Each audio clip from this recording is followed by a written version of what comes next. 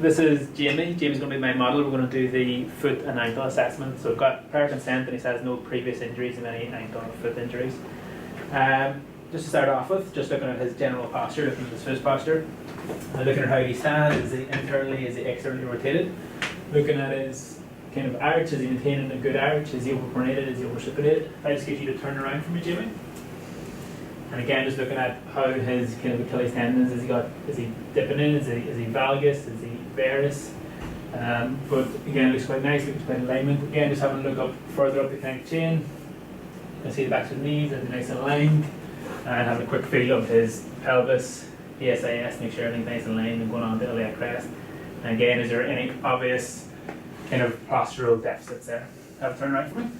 And we just there's some quick functional movements to see how the foot and ankle complex is moving. Jamie, if I just ask you to just do 2 squats for me. Good. So looking at see how the foot and ankle complex moves. So looking at his right hand side, you can see that he kind of overpronates slightly. He's equal weight bearing on both sides, so it generally looks okay. Can I get you the same 2 single leg squats on your left and then on your right? So looking at how he does it on a single leg, is he able to maintain that nice neutral posture at his ankle? What's his balance like, and what's his general strength like? And then look at it on the right. So again, on the right, he struggles a little bit more than his left. He's kind of dropping into overpronation. Very knee dominant as well on both sides. But and the last thing, can I get you to have a turn around? I just want you to do just a single leg heel raise, 2 on each side. So looking at kind of, again, looking at strength, looking at how that movement is. It is a nice clean movement. Does he struggle with it at all? And same on the other side. Good, and that same position as well, we can just have a quick look at kind of calf complex flexibility. If he just does it like a knee to wall. So we can use various ways to measure this, but it's just keeping his heel on the floor and then looking at that range of movement. But again, it looks quite good. Maybe compare that to the other side as well. Good. Jamie, if I get you to lie on your back for me. So firstly, just having a general observation, seeing if there's any kind of significant leg length discrepancy, is there any obvious swelling, any bruising, any scars, and having a look up kind of knees and things like that. Perfect, just having a quick feel, any areas of swelling around his ankles, and we can, in this position, we can check his neurovascular status. First of all, just checking sensation. Jamie, does it feel the same on both sides? Yes. Same on both sides? Yeah. And same on both sides? Yes. Same on both sides? Same on both sides. Just a very general sensation check. Look at kind of myotomes of the lower leg, just bring your ankle up. At the same time, and just resist me coming down. Good. Bring both toes up, and again, just resist me, let me pull them down. So again, just a general check. Looking at kind of pulses, tibialis posterior, making sure there's a nice strong pulse. And again, dorsalis pedis. And we can check his cap refill in this position as well. Squeeze in big toe, and then let him go and look for a 4-second refill on his big toes. Good, perfect. Okay.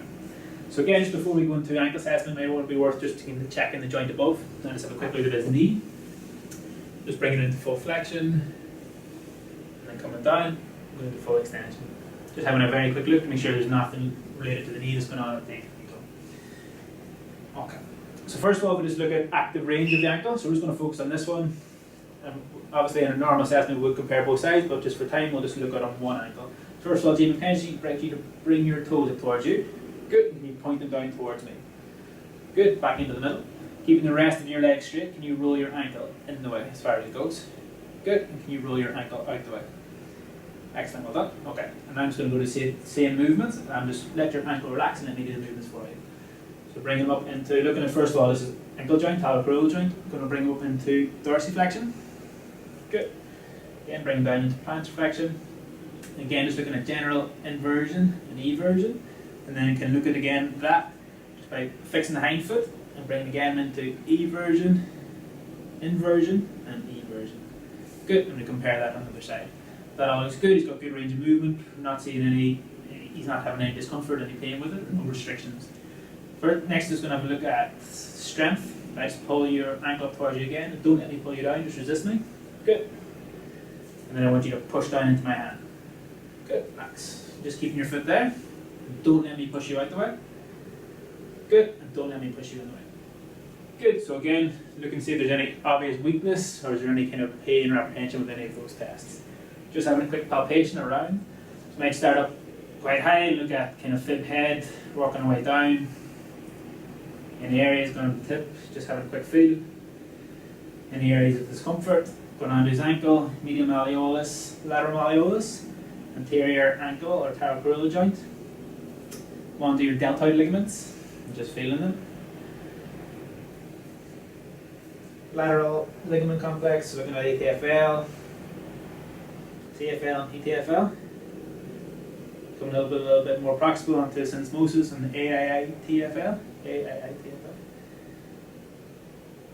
Good. Coming down into the joint, just having a look at the kind of areas that we may feel may be related to his pain, looking at kind of navicular, FF med, cuboid. You have a quick feel of kind of accessory movements at talonavicular or talocuboid. Come on to his metatarsals, tarsometatarsian joints and IP joints. Just having a quick feel through those accessory movements. And generally just having a quick squeeze, looking at that metatarsals. Perfect, okay.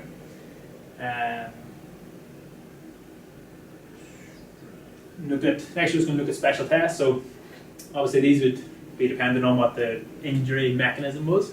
We'll just kind of run through a few of them. Starting off with kind of syndesmosis, maybe starting with the squeeze test. So just bring the squeeze on the fib and tib, and just starting up quite proximally, and moving distally, and seeing if we can reproduce any of the symptoms at his distal tibiofibular joint.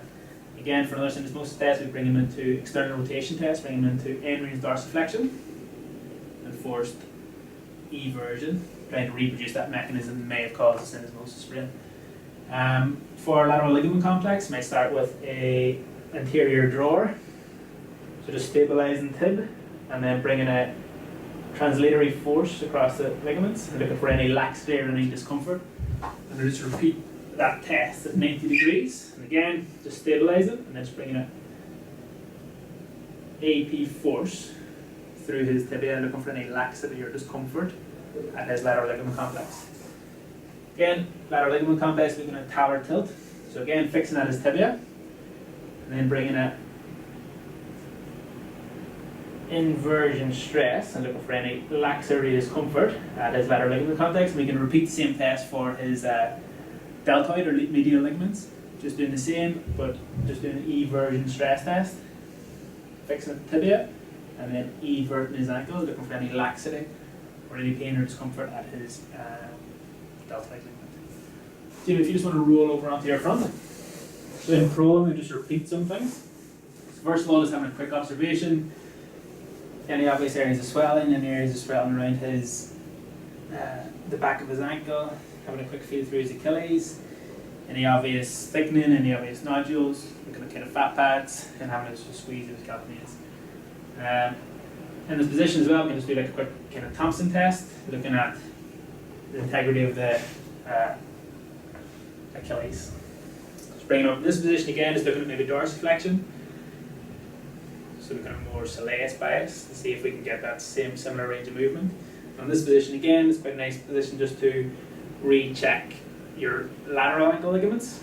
Just again putting on that eversion stress, and medial ligaments just putting on that eversion stress.